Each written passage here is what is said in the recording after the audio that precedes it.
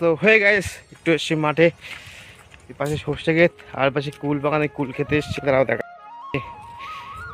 পাশে কুল বাগান, কুল এসছে, কুল কুল আর কুল।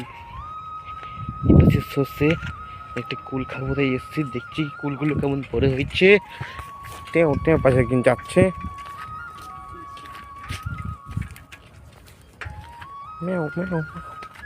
গাইস এই পাশের কুলগুলো দেখছি তো ভালো বড় বড় হয়নি, দেখছি ওই দিকে যাব।